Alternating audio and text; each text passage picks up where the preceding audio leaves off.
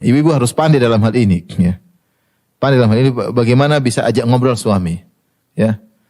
Suami lagi diam, Mas, bikin ketawa suami, ngobrol. Jadi suami itu rindu kalau keluar rumah pengen pulang, pengen ngobrol sama anti. Ya, jadi kalau ngobrol bermutu dikit, jangan ngobrol, Mas, uang jajan belum, Mas. Itu bukan ngobrol, namanya tuntutan. Mas, uang ini belum, ini belum dibeli, ini PLN belum dibayar, ini belum dibayar. Aduh, itu obrolan apa kayak gitu? Itu obrolan menyakitkan.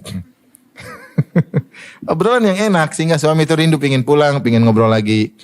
Ibu harus cerdas, ya.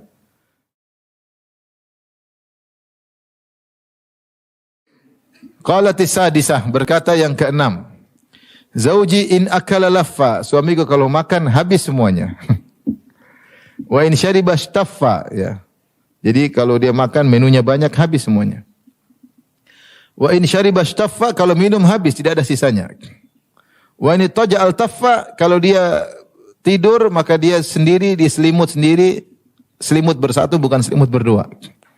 Wala yulijul kaffa liya'lamal batha, dan dia tidak pernah menjulurkan tangannya ke dadaku untuk mengetahui kesedihanku. Saya ulangi, dia mengatakan suamiku in akala laffa wa in syariba shtaffa wa in tajja'a iltaffa wala yulijul kaffa liya'lamal batha. Suamiku kalau makan habis, kalau minum habis semuanya, kalau tidur berselimut sendiri, dan tidak pernah menjulurkan tangannya ke dadaku untuk mengetahui kesedihanku. Wanita ini, ya, dia mengeluhkan tentang suaminya yang dunia doang, ya. Kerjanya makan, minum, ya. Makan, minum, tidak pernah urusan dengan dia. Kalau makan serius, semua menu dihabisin. Kalau minum juga apa? Serius. Tapi kalau di tempat tidur, selimutan sendiri. Kalau selimut, tidak pernah mau berdua, tidak pernah selimut berdua. Namun suami istri harusnya selimut berdua. Ini selimut sendiri, dia gulung selimutnya, selamat tinggal, udah tidur. Kemudian lebih parah, dia tidak pernah mencari tahu tentang kesedihanku. Aku sudah di hadapan wajahnya, sudah wajah sedih, dia tidak pernah bertanya-tanya ada apa. Aku udah secemberut, dia cuekin aja, silakan cemberut sendiri. Ini suami yang sangat cuek kepada istrinya, ya.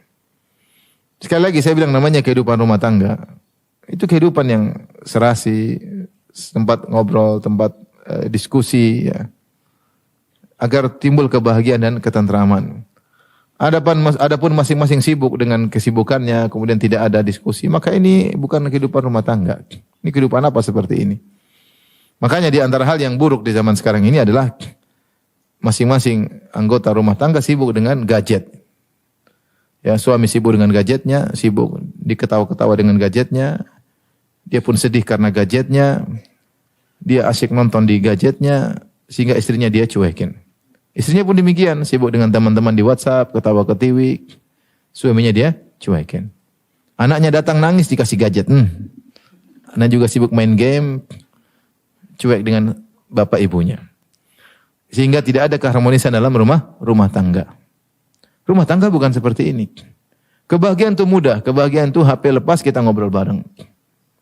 Ngobrol setengah jam, 1 jam, nikmat. Sebelum tidur ngobrol. Lihatlah Nabi SAW sebelum tidur ngobrol sama istrinya. Kata Ibnu Abbas, kuntu bitu inda khalati Maimunata fatahaddatha Nabi SAW ahli sa'atan thumma raqada. Aku tidur di rumah bibiku Maimunah, istri Nabi SAW, Maimunah bintul Harith.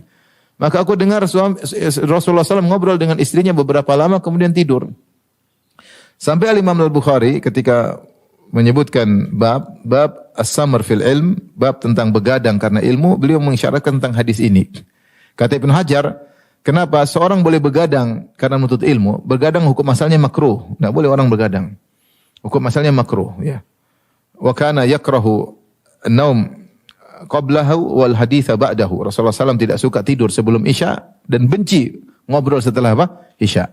Kenapa? Kalau ngobrol setelah Isya itu panjang dan khawatir orang tidak bangun malam atau terlambat sholat subuh. Maka dibenci. Kecuali ada kemaslahatan di antaranya karena menuntut ilmu, boleh. Dan di antaranya karena menuntut ilmu, begadang menuntut ilmu dapat pahala. Ngobrol setelah Isya namanya samar. Dalam bahasa Arab as-samar itu ngobrol setelah Isya. Ternyata Imam Bukhari mengisyaratkan hadis ini tentang obrolan suami terhadap istrinya setelah Isya.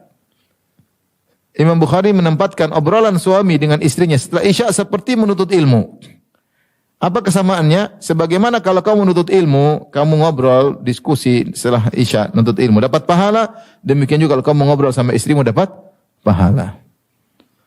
Terkadang kita pengen baca buku, kalau istri mulai ngobrol, buku taruh, sudah, ngobrol sama istri. Ini pahala, ini juga pahala.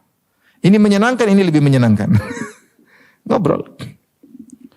Maka harusnya demikian, suami istri ada obrolan. Dan obrolan yang nyambung, saya sering sampaikan hal ini, obrolan yang nyambung.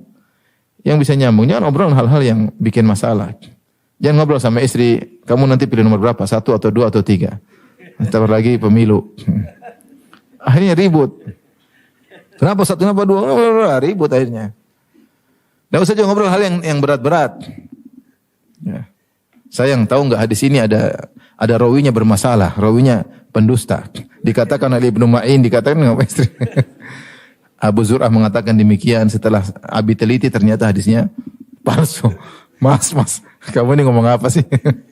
Ngomong tuh anak-anak, tentang makanan, tentang jalan-jalan, tentang keluarga, ketawa ketiwi, sampai ngantuk tidur. Tidur dalam kebahagiaan dan penuh pahala. Sunnah Nabi itu kebahagiaan. Kita cari bahagia susah-susah, jalankan sunnah Nabi pasti bahagia. Ya.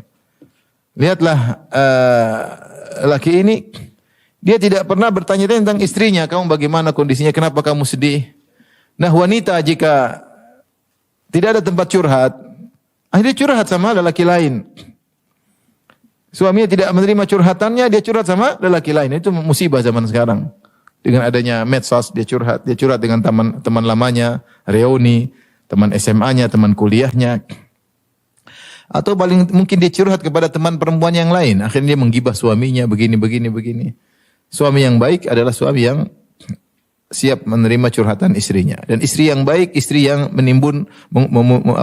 membangun komunikasi dengan suaminya. Ibu-ibu harus pandai dalam hal ini. Ya. Pandai dalam hal ini, bagaimana bisa ajak ngobrol suami. Ya. Suami lagi diam, mas bikin ketawa suami, ngobrol. Jadi suami itu rindu, kalau keluar rumah pengen pulang, pengen ngobrol sama anti. Ya, jadi kalau ngobrol bermutu dikit, jangan ngobrol, mas uang jajan belum mas. Itu bukan ngobrol, namanya tuntutan. Mas uang ini belum dibeli, ini PLN belum dibayar, ini belum dibayar. Aduh, itu obrolan apa kayak gitu? Itu obrolan menyakitkan. Obrolan yang enak, sehingga suami itu rindu, pengen pulang, pengen ngobrol lagi. Ibu harus cerdas ya. Jadi ngobrol, sebelum tidur ajak suami ngobrol, mas gimana mas? Ini buat ketawa dia, senang sambil dipijit-pijit, sambil dielus-elus, gitulah. Pinter-pinter dikit ya.